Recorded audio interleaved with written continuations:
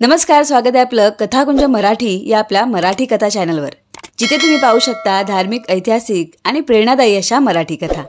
मित्रमैत्रिणींनो, श्री दत्तगुरूंच्या दिव्य लीलांचा संग्रह म्हणजेच श्री गुरुचरित्र या ग्रंथाच्या वाचनास, श्रवणास सुरुवात केल्यावर सैरभैर धावणाऱ्या ह्या मनाला दत्तगुरूंच्या ह्या लीलांची ओढ लागते आणि ते हळूहळू गुरुचरणांवर स्थिरावते. आणि एकदा का हे मन स्थिरावले की मग जीवनात सुखी होण्यापासून, प्रगती करण्यापासून आपल्याला कोणीच अडवू शकत नाही. म्हणूनच न चुकता दर सोमवारी व गुरुवारी श्री गुरुचरित्राचे नवीन अध्याय तुमच्यापर्यंत पोहोचण्यासाठी कथाकुंज मराठी या आपल्या चॅनलला सबस्क्राईब करून बेल आयकनही प्रेस करा आणि ह्या पवित्र ग्रंथाचे व्हिडिओज जास्तीत जास्त दत्तभक्तांपर्यंत अवश्य पोहोचवा. सादर आहे श्री गुरुचरित्राच्या मराठी अनुवादाच्या मालिकेतील अध्याय 4, त्रयमूर्ती श्री दत्तात्रेय अवतार कथा.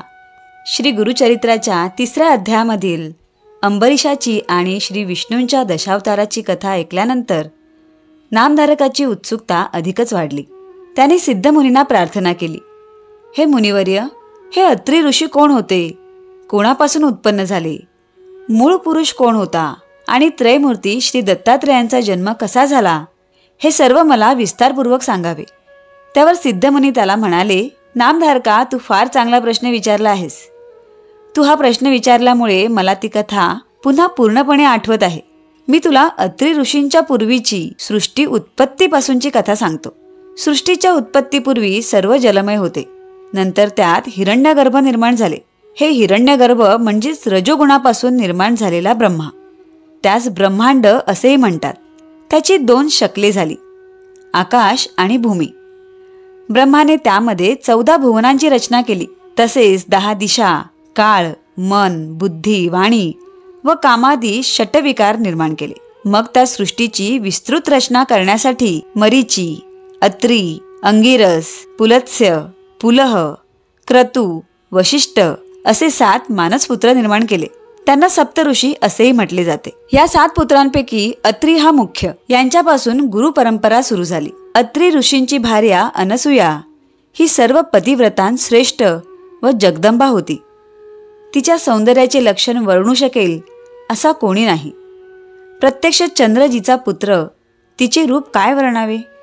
ती पतीची उत्तम सेवा करीत असे.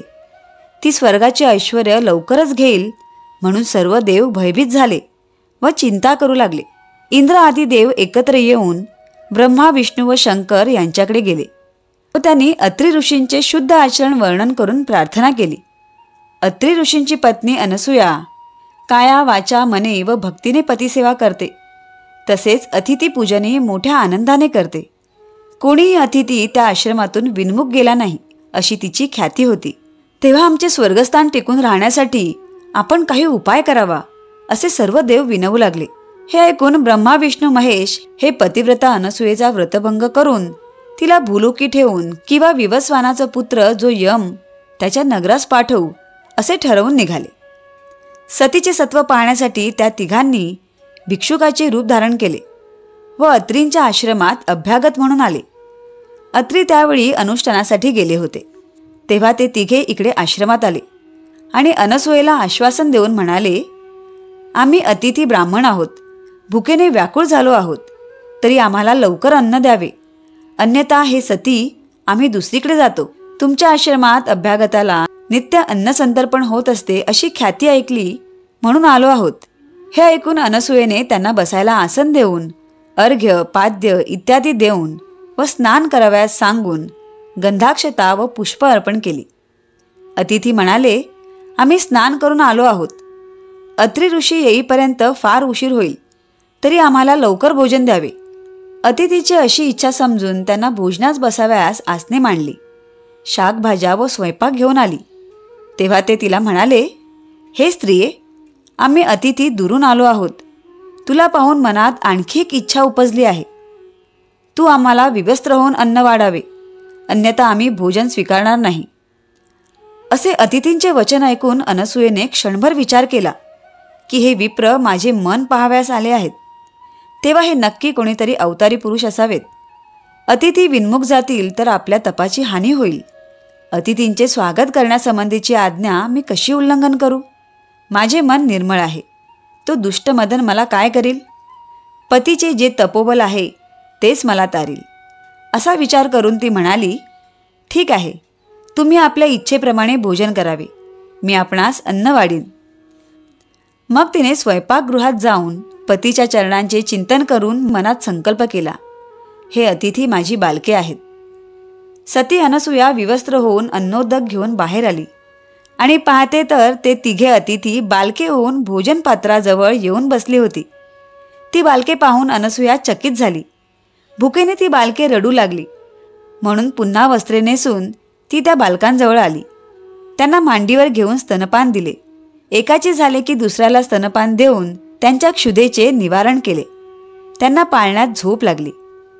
अत्री भार्या अनसूयेसारखी श्रेष्ठ पतिव्रता पूर्वी कोणी पाहिली नव्हती. ती आता ब्रह्मा विष्णू महेश यांची माता झाली. तिची कीर्ती त्रैलोक्यात झाली. दुपारी अत्री ऋषी प्रसन्न मनाने आश्रमात आले.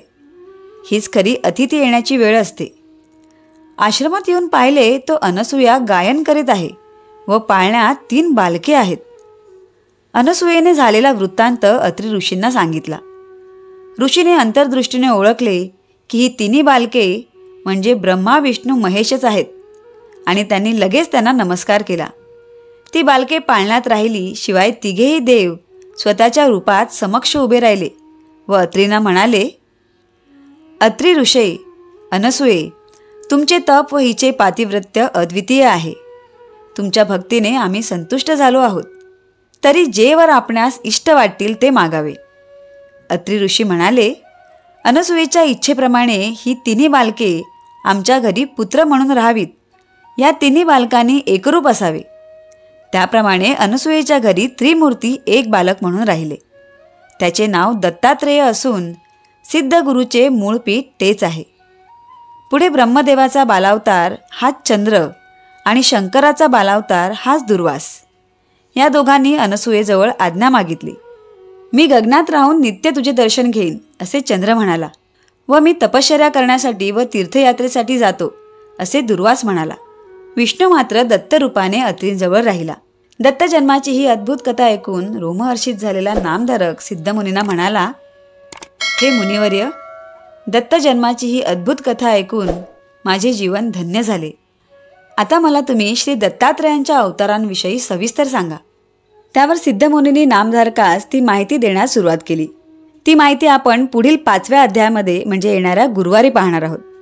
तर मित्रमैत्रिणींनो, श्री गुरुचरित्राच्या मराठी अनुवादातील दत्तजन्माच्या ह्या 4थ्या अध्यायाच्या श्रवणाने आपणास गुरुकृपा प्राप्त हो आणि आपली सकळ मनोरथे पूर्ण होत ही गुरुचरणी प्रार्थना.